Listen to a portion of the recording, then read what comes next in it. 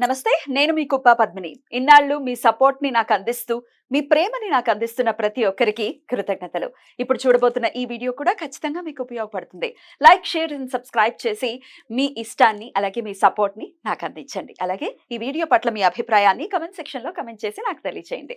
నమస్తే, welcome to our channel. నేను పద్మిని. ప్రస్తుతంతో పాటు వేదిక ఆస్ట్రాలజర్ అవినాష్ దాస్ ఉన్నారు. మాట్లాడదాం. అవినాష్ గారు నమస్తే అండి. నమస్తే అండి. అవినాష్ గారు, 9 గ్రహాల్లో చాలా చాలా ప్రామినెంట్ రోల్ ని ప్లే చేసేటటువంటి గ్రహం అన్ని ప్లే చేస్తాయి. కానీ ఎమోషన్స్ ని లేకపోతే యాంగర్ ని లేకపోతే లోపల ఉన్నటువంటి ఆ ఫైట్ స్పిరిట్ ని ఇచ్చేది డెఫినెట్ గా మార్స్ అని చెప్తుంటారు. కుజుడు గనక నిజంగా చాలా బలంగా ఉంటే తను ఎంత డెడికేటెడ్ గా ఉంటాడు, లేకపోతే ఎంత ఫైర్ బ్రాండ్ గా ఉంటారు, డెఫినెట్ గా చాలా చాలా దాని ఆయన ఇంపాక్ట్ అనేది ఉంటుంది. అయితే ఆయన ఇచ్చేటటువంటి నెగటివ్ రిజల్ట్స్ కూడా చాలా గట్టిగానే ఉంటాయి, తట్టుకోవటం కష్టమే. అయితే నెగటివ్ మార్క్స్ ని పాజిటివ్ చేసుకోవటం ఎట్లా? అసలు మార్స్ అంటే ఏంటి అని చెప్తారు. అసలు మార్స్ ఎందుకు ఇంత ఇంపాక్ట్ చూపిస్తుంది భూమి మీద? ఎందుకంటే భూమికి చాలా దగ్గరున్న గ్రహం మార్స్. నవగ్రహాల్లో మార్స్ అనేది చాలా చాలా ఇంపార్టెంట్. మార్స్ అంటే శక్తి.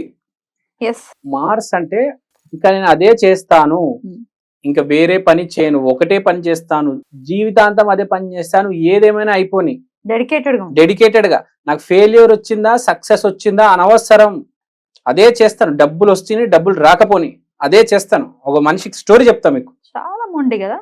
మొండి అంటే మార్స్. ఒక మనిషి చిన్న స్టోరీ చెప్తాను. చెప్పండి. ఒక మనిషి, నేను పెద్ద శివభక్తుడిని, నా అంత పెద్ద శివభక్తుడు ఎవ్వరు ఉండకూడదు, నేనే అతి పెద్ద శివభక్తుడిని అవ్వాలి, శివభక్తుడిని అయిన తర్వాత ప్రపంచానికి శివభక్తిని ఇంట్రడ్యూస్ చేయాలి, నేను ఒక అతి పెద్ద లింగం కట్టాలి, నేను శివలింగం కట్టాలి అని పూనుకున్నాడు. ఒక మనిషి అనుకున్నాడు, జస్ట్ ఏమీ లేదు, పుట్టాడు, 18 years వచ్చాయి. వచ్చిన తర్వాత అనుకున్నాడు, సంకల్పం అదే చేస్తూ ఉన్నాడు, దేవుడిని ధ్యానం చేస్తూనే ఉన్నాడు. నేను ఎన్లైట్మెంట్ రావాలి, నేను శివ సాధన చేసి దేవుడు నాకు ఫస్ట్ ప్రత్యక్షం అవ్వాలి, నాకు దర్శనం ఇవ్వాలి దేవుడు అని చెప్తే, ఇంకా అతను ఇష్టం వచ్చినట్టు తిరిగేవాడు అనమాట. అడవుల్లోనే ఎక్కువ ఉండేవాడు. ఆటోమేటిక్ ఫస్ట్ ఆ జోన్లో వెళ్ళిన తర్వాత ఆటోమేటిక్ శివుడి లక్షణాలు వచ్చేస్తాయి. మనుషులందరిని వదిలేసి అడవుల్లో తిరిగేవాడు. అలా వైల్డ్గా అయిపోయాడు. శివుడు అంటే కొంచెం వైల్డే. సో ఆ పాముల మధ్యలో పులుల మధ్యలో తిరిగేవాడు. బయటికి వస్తే జనాలే, నువ్వు ఎందుకు వచ్చావు, వెళ్ళిపో అనేవాడు అతన్ని. ఇంకా అతను దాన్ని ఏమంటారు, సొసైటీకి అడాప్ట్ చేయలేకపోయాడు. ఆ శివ జోన్లోనే ఉన్నాడు, ఆ వైల్డ్ జోన్లో. ఏంటి నన్ను ఎవరు అడాప్ట్ చేసుకోవట్లేదు, నన్ను అర్థం చేసుకోవాలి కదా, నేను శివభక్తిని స్ప్రెడ్ చేయాలనుకుంటున్నాను, పెద్ద లింగం కట్టాలనుకుంటున్నాను, ఏంటి అంటే అప్పుడు అతనికి శివుడు వాయిస్ వచ్చింది, నీకు గురువు కావాలి అనే వాయిస్ వినిపించింది. నువ్వు ఏం చేయాలన్నా నీకు గురువు కావాలి. సో అతనికి ఒక గురువు, రెండో గురువు, మూడో గురువు, నాలుగో గురువు పరిచయం అయ్యారు. సరైన గురువు తగలలేదు. అందరు చెప్పింది ఏంటంటే, ముందు నువ్వు శివ సాధన చెయ్యి, నీ కుండలిని యాక్టివేట్ అవుతుంది, నువ్వు ఎన్లైటన్ అవుతావు, అప్పుడు నీ జ్ఞానోదయం జరుగుతుంది. సో అతను ఏం చేశాడు, శివ సాధన చేశాడు. ఈ జన్మ అయిపోయింది. ఫస్ట్ జన్మ అయిపోయింది. సెకండ్ జన్మ, మూడో జన్మ అదే చేస్తున్నాడు, శివ సాధన చేస్తున్నాడు.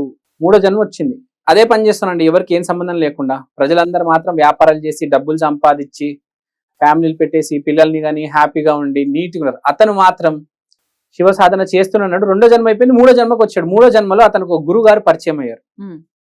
అతని పేరు పళనిస్వామి. అప్పుడు అతను కరెక్ట్ మూడో జన్మలో చివరి ఇంకా స్టేజ్లో ఇంకా అయిపోయింది అనమాట. శివ సాధన ఎటైన్ అయిపోయింది, కుండలిని యాక్టివేట్ అయిపోయింది,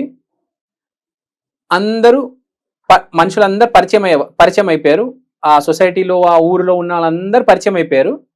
పెద్దవాళ్ళందరూ, అక్కడ ఉన్న మినిస్టర్లు, రాజులు, మంత్రులు, పెద్ద పెద్ద వ్యాపారస్తులు అందరూ పరిచయం అయిపోయారు. వాళ్ళందరినీ కడపలో ఒక గుడిలో కూర్చోబెట్టి చెప్పాడు, వచ్చే జన్మలో మనందరం ఇక్కడ పుట్టబోతున్నాము, మనందరం కలిసి కట్టాలి అని చెప్పేసి. తర్వాత 4వ జన్మ ఎత్తాడు.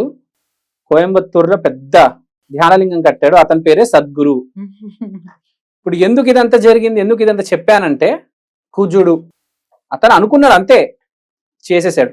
4 జన్మలు పడింది, కానీ టైం అయితే పట్టింది. చాలా పెద్ద ఇప్పుడు ఆర్గనైజేషన్ ఈషా ఫౌండేషన్ ఇది నేను కాదు, అతనే చెప్పాడు ఇంటర్వ్యూలో. సో ఇక్కడ నేను చెప్పేది ఏంటంటే, నువ్వు నిజంగా ఒకటి అనుకున్నావంటే అదే చేస్తూ ఉండు, డోంట్ వరీ అబౌట్ రిజల్ట్. అది చెప్పినంత ఈజీ కాదు కదా. అదే చెప్తున్నా, అదే మరి కుజుడు స్ట్రెంగ్త్ ఉంటే నువ్వు నమ్మగలిగితే చెయ్యి. ఇప్పుడు మీరున్నారు ఈ ఫీల్డ్ లో ఉన్నారా, ఎన్ని ఇయర్స్ నుంచి ఉన్నారు? 18 years. మీరు స్ట్రాంగ్, మీ కుజుడు స్ట్రాంగ్ కాబట్టి 18 years నుంచి ఇదే ఫీల్డ్ లో ఉన్నారు. మధ్యలో ఏమైనా మారారా, మీరు ఇటు పోయారా అటు పోయారా? ఇట్ ఇండికేట్స్ మార్స్ మీ చార్ట్ లో అస్తమించి ఉంటాడు, లేకపోతే బాగా ఉచ్చంలో ఉంటాడు. రెండు స్పెషల్ పొజిషన్స్.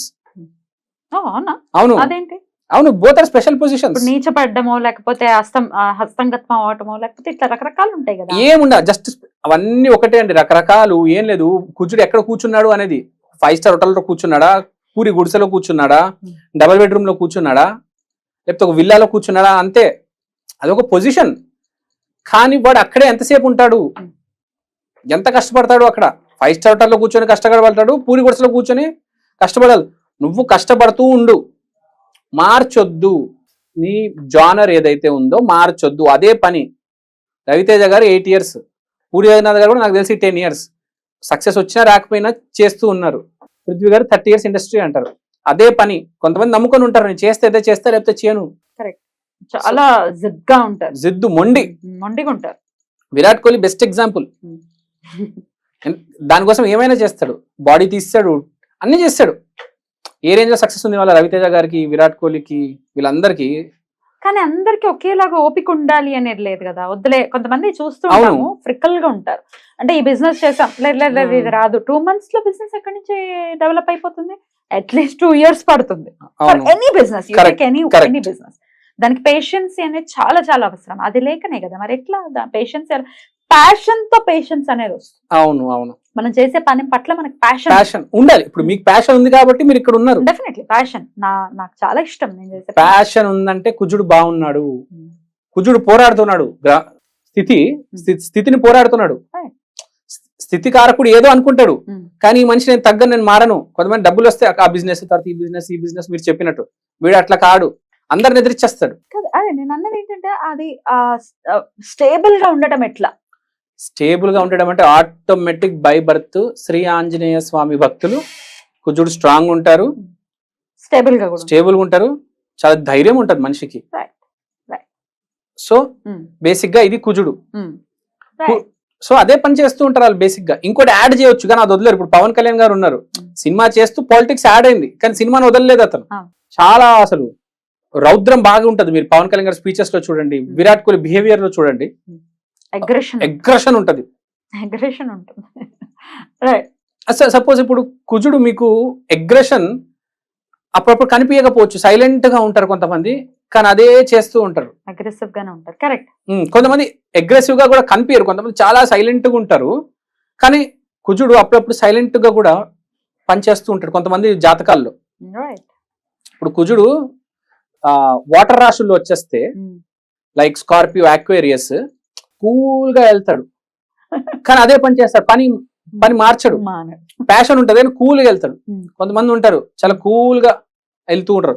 మాక్సిమం కుజుడు అగ్ని రాశుల్లోనే బాగా వర్క్ చేస్తాడు. అప్పుడప్పుడు వాటర్ రాశులు వచ్చేస్తే అప్పుడు కూల్ గా స్లోగా వెళ్తాడు, స్లో పాయిజన్ అది, కానీ వదలడు. రైట్. అయితే బలోపేతం చేసుకోవటం ఎట్లా? ఏదైనా స్మార్ట్ రెమెడీ ఉందా? ఆయన నుంచి పాజిటివే కావాలి అనుకుంటే ఒక్కటే అండి, దైవాన్ని మార్చొద్దు. శ్రీ ఆంజనేయాన్ని పట్టుకున్నాము, అదే చేయండి. పొద్దున్న లేచారు మీరు, ముందు శ్రీ ఆంజనేయాన్ని. బ్యూటిఫుల్ అండి, చాలా చక్కగా ఎక్స్ప్లెయిన్ చేశారు. Thank you so very much. నమస్తే.